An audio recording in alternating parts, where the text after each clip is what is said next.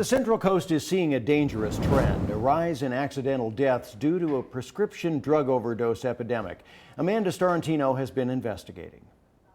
Unintentional overdose deaths from opiate medications like Oxycontin have quadrupled in the past 17 years. That's according to the National Institute on Drug and Abuse.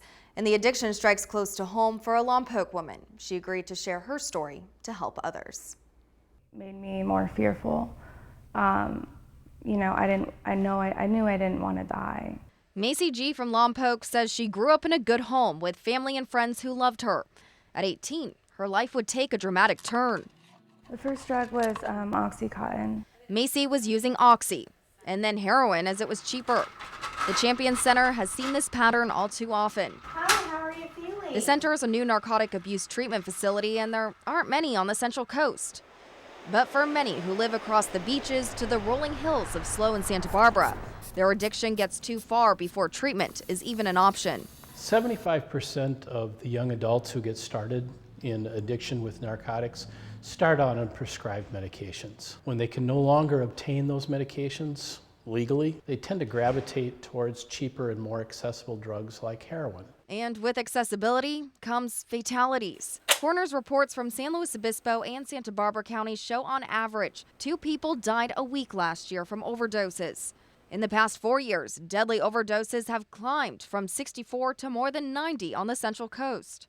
Detective Jason Carone says it's not only deaths, though, that has law enforcement concerned. The amount of people that go to the emergency rooms could be 5 to 10 times more than the actual overdose cases that result in someone's death. A local doctor who treats addiction says stopping this cycle isn't easy. The best I've heard people say is they feel the way they thought they were supposed to feel all the time. Dr. Howalt says even with treatment, 90% of recovering addicts relapse.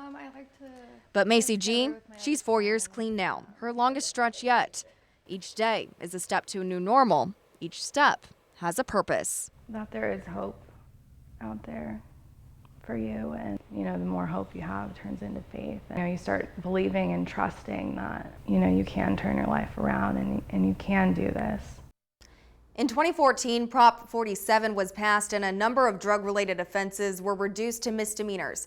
The San Luis Obispo County Sheriff's Office says that change often eliminates jail time and limits users' access to professional help, something many need to prevent the continual downward spiral of addiction. Dan, back to you. Thank you, Amanda. And if you or a loved one needs help finding treatment for substance abuse, we have a list of treatment facilities and hotlines on our website at ksby.com.